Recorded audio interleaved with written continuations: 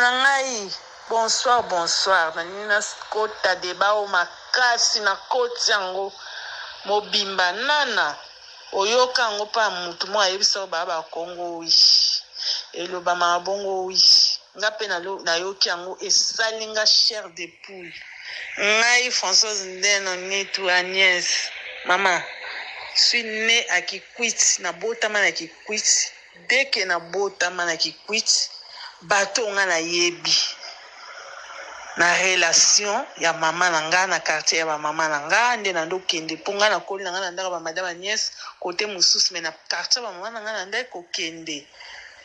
Amida azane Akikwit grandi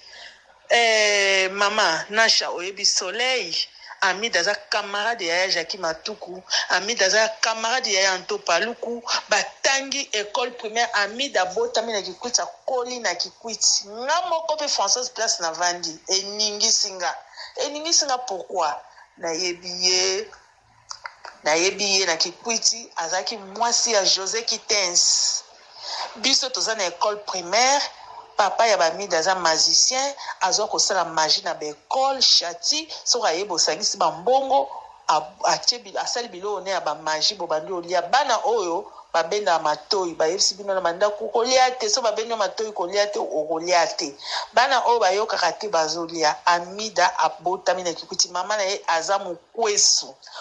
ezaka ndenge mona bambala Amida mona ta mama bota ete Amida le baboti mama na ye abela liboma na kati maternité akota zamba mama génie oyo aza sikoyo maratre na ye aza mobunda ya idiofa aza mobunda siko malekani leke batonte mil ani Nitu disons leke mel Nitu propre leke mama na nga azalaki mwasi ya noko ya Amida leki ya mame génie wana azalaki mwasi kombone amigo azalaki mwasi na ye mame génie wana azwa Amida na kati ya maternité bandeko na nga famille na nga akolisi Amida leka komi mwasi akoli aye koya na Kinshasa po a continuer ba université na ye place ba ye kokuta na JB Amida papa na yende ayaki kotonga na Kikwit ba indien o ba ya kotonga ba magasin na ba na Kikwit minito na oyebisa bino bandeko nga bozala agité te bozala calme na ye na sali na discussion na chauffeur mona taxi na yebise Amida nga na oclassé ye aza mama leki na nga na oclassé mama leki na nga na ndenge nini na bandenga ba Malek Chantal ba Malek Ani ba Malek Angiom ba Malek mama Malika Songo ba camarade na ye oyo ya vanda na bango akola na bango et puis jour mwana ne akufi ngai ba mama wana Kikwit basali 2 semaines nga sala 3 jours mami veta kutanga na Amida to beta kati boye na ba ya Anto Paluku wana ba metisa Kikwit aotuna ngai oyebeli bango wapi nga na tuni mami ngai mutu na oyebisa yoke na otuna oso oyebeli bango wapi bandeko na ngai bofungola matoi na bengi mama Amida na siaza wana groupe na tieme libre ngabi mama o makamni na yoki boye makamni na yoki wetantina Amida lobi aza mwana bakongo nga epesi nga trouble pona na botama na Kikwit na kuta Amida na mona Amida bana Kikwit ba yaya wa Kikwit na ba ya tete godino ba yaya oya ba metiso ba bando ngenga babandoza mibali ya cher mibali ya suka mibali ka ya bien baza kozwa bango ba mema bango na Kinshasa nga na yeba Amida bongo lelo ekomi aza mwana bakongo botuna Nancy aza wana na groupe ya bino na tieme libre po débat eza na tina te mama na ya lobi mama vanda na yo mama eza politique mwana koma moyibi mwana koma na ba niveau mususu mwana koma mutu mususu aza mwana na biso wi mais na makambo na niveau ba makambo azo samba za su mwana na biso te mutu mususu eza code ba koda ye avant Amida ya ko samba bo lelo bandeko nanga Edwige Nasha Sunyet Nancy bino nyonso nde boza na groupe eza lokola bazotangisa yo nde tobalaka mokolo kobala okende na marraine na yo babando tangisa ozoza malongi ya libala Amida azwi yango lokola cour lelo nde aye kobimisa yango na miso ya bato Amida botama na bakongo ata mokolo moko te minito biso nyonso bataki kuti nyonso tozobengana na batelefone nini makambo oyo boye po nini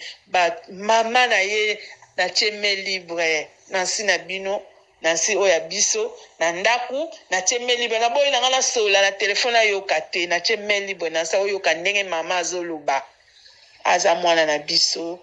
eza code mobali na ye ndenge ya kode ye po soki Amida apesi baidentité ya bakikwit bazana babien na bango ebele place bauti kokanga masaro leki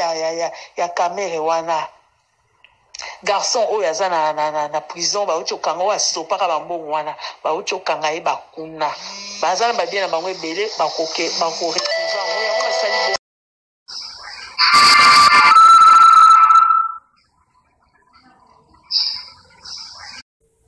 bandeko na ngai bonsoir nanini na kota deba o makasi na koti yango mobimba nana oyoka yango mpa mutu mo ayebisa oyo baa bakongo wi eloba mabongo wi nga mpe nayoki yango esali nga chair de poule ngai Françoise Ndeno Nitu Agnès mama suis né à Kikwit na botama na Kikwit deke na botama na Kikwit bato nga na yebi na relation ya mama na nga na quartier ya ba mama na nga nde na ndo kende ponga na koli na nga na ndaka ba madame Agnès côté mususu mais na quartier ba mama na nga na ndaka ko kende Amida aza ne Akikwit grandi mama Nasha oyebi Soleil Amida aza camarade ya Jackie Matuku Amida aza camarade ya Anto Paluku batangi école primaire Amida botami na Kikwit akoli na Kikwit nga moko pe Françoise place na vandi eningi singa pourquoi nayebi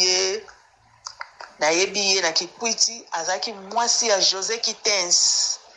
biso toza na école primaire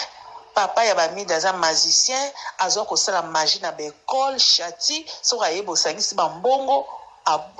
asali bilo ne ya ba magie bo bandi olia bana oyo babenda matoi bayebisi bino na mandaku kolia te so babenda matoi kolia te okolia te bana oyo bayokaka te bazolia Amida abotami na Kikwit mama na ye aza mukwesu ezaka ndenge mona bambala Amida mona ta mama bota ete Amida lea baboti ye mama na ye abela liboma na kati ya maternité akota zamba mama Génie oyo aza sikoyo maratre na ye aza mobunda ya idiofa aza mobunda siko malekani leke batonte mil ani nitu disons leke mel nitu propre leke mama na nga azalaki mwasi ya noko ya Amida leki ya mame Génie wana azalaki mwasi kombone amigo azalaki mwasi na ye mame Génie wana azwa Amida na kati ya maternité bandeko na nga famille na nga akolisi Amida leka komi mwasi akoli aye koya na Kinshasa po a continuer ba université na ye place ba ye kokuta na JB Amida papa na yende ayaki kotonga na Kikwit ba indien o ba ya kotonga ba magasin na ba na Kikwit minito na oyebisa bino bandeko nga bozala agité te bozala calme na ye na sali na discussion na chauffeur mona taxi na yebise Amida nga na oclassé ye aza mama leki na nga na oclassé mama leki na nga na ndenge nini na bandenga ba Malek Chantal ba Malek Ani ba Malek Ngiom ba Malek mama Malika Songo ba camarade na ye oyo ya vanda na bango akola na bango et puis jour mwana ne akufi ngai ba mama wana Kikwit basali 2 semaines nga sala 3 jours mami veta kutanga na Amida to beta kati boye na ba ya Anto Paluku wana ba metisa Kikwit aotuna ngai yo yebeli bango wapi nga na tuni mami ngai mutu na oyebisa yoke na otuna oso yebeli bango wapi bandeko na ngai bofungola matoi na bengi mama Amida na siaza wana groupe na cheme libre ngabi mama o makamni na yoki boye makamni na yoki wetantina Amida lobi aza mwana bakongo nga epesi nga trouble pona na botama na Kikwit na kuta Amida na mona Amida